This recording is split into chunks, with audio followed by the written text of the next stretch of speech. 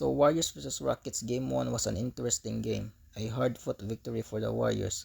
The Rockets' defense as expected was phenomenal, and their offense as expected was phenomenally shit. When your best perimeter scorer is Fred VanVleet in Big 2025, you know you're screwed. For the Warriors, Stephen Curry and Jimmy Butler was the story. Stephen Curry had 31 points. He missed his first 3 shots, which were all wide-open shots, but after that, he would hit 8 straight shots, including 5 straight layups. Steph went 5 for 9 from 3. 4 of his 5 made threes were just ridiculous. Dom2K made a video about Stephen Curry's crimes against the Rockets, and I think Stephen Curry just added another one. If you're a Houston Rockets fan, like, what do you feel at this point? This is the 5th time that Stephen Curry and the Warriors have matched up against the Rockets in the playoffs. This is the 3rd iteration of the Rockets that the Warriors have faced since 2015.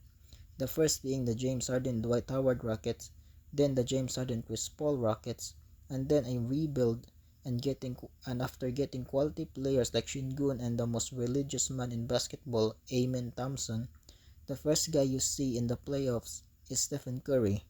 Steph was just insane in this game. As I mentioned, he went 5 for 9 from 3. 4 of those 5 shots were just ridiculous shots. So Steph was phenomenal as expected.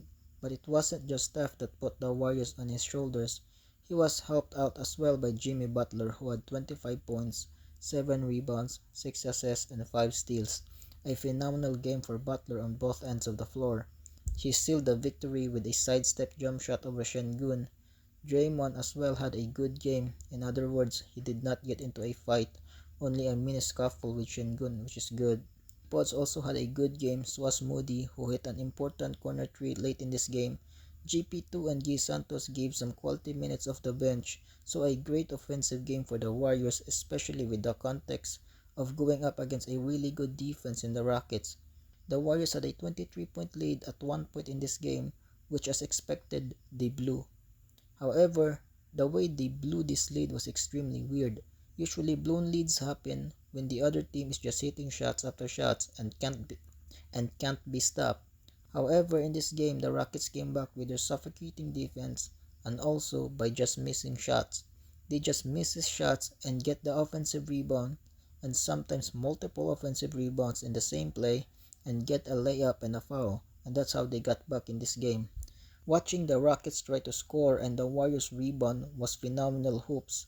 The Warriors offense was great, their defense was also great, but their lack of rebounding nearly lost them the game, especially on the offensive glass. Steven Adams had 5 offensive rebounds and Amen Thompson, the Curry stopper, had 6 offensive rebounds. The Rockets double big lineup of Şengün and Adams in the front court with Jabari Smith Jr., Amen Thompson, and either VanVleet or Green gave the Warriors major problems. That lineup was just too big for the Warriors, and Steve Kerr, instead of countering by playing TGD or playing Guy Santos more, he instead just elects to have Buddy Hield and GP2 against a much bigger lineup.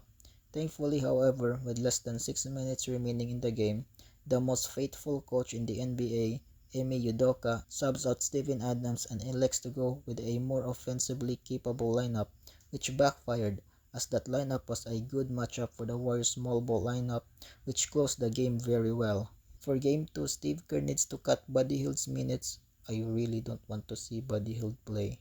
Every single time this man has the ball in his hands, I get worried. I hope Steve Kerr plays Guy Santos more, so as TGD, as Quinton Post did not have a good game.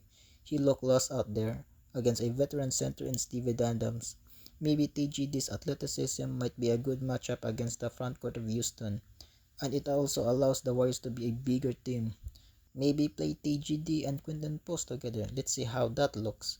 But I don't think Steve Kerr is going to make a significant lineup change. He doesn't really make any significant lineup changes up until Game 4 of a series. That's when he usually changes if something is not working.